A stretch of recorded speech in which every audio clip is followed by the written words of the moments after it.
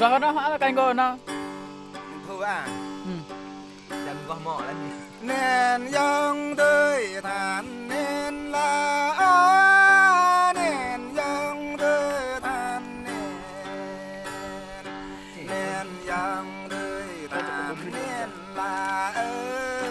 nền dòng tươi than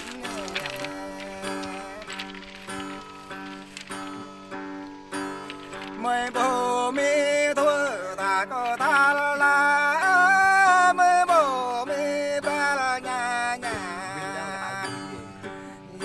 thơ bắp nã điên là dân thơ duyên nã bay ô dân đời bộ đuổi là để nam đang đo để ô dân đời bộ đuổi là ya ca đường ngày lớn ya ta ye quyết là thiếu là ta nhân kêu là mi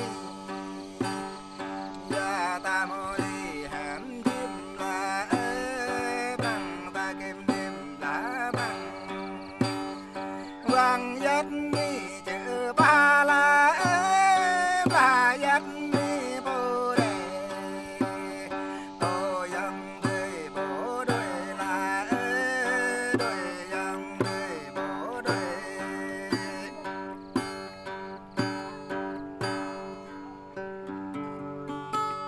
đôi lặn này Tắt rồi. Tập cái pram đi. Cái bị bèn đua rồi.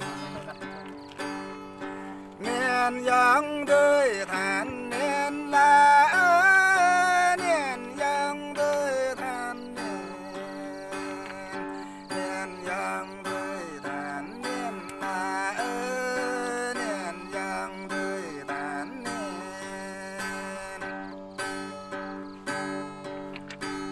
mười bồ mi thua ta có ta là mười bồ mi bra nhà nhà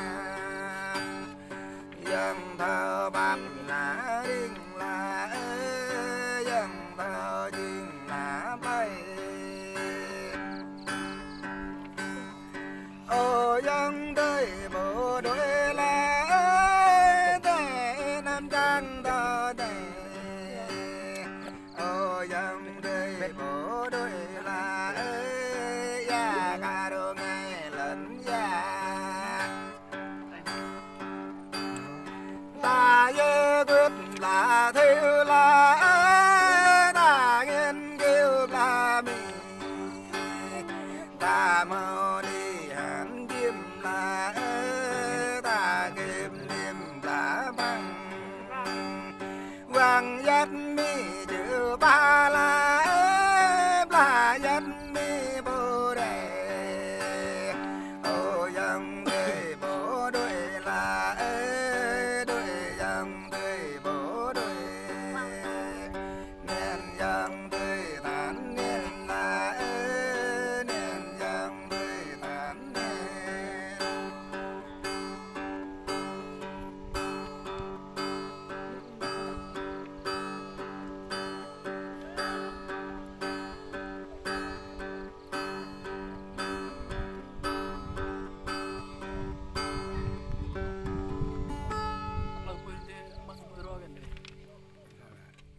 ta play nay thôn nay ta bồ cư thôn ô na lai nát để nhô na ram ha ô na lai thơ bờ để nhô na bát công ô na lai bầm để nhô na khai hoàng nam trang ở căn bộ ta bồ cư thôn này thôn này ta bồ cư thôn này thôn này ta bồ cư thôn này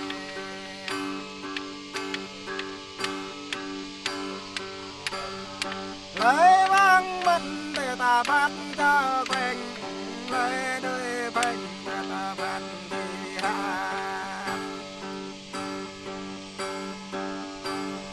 lấy thơ bơm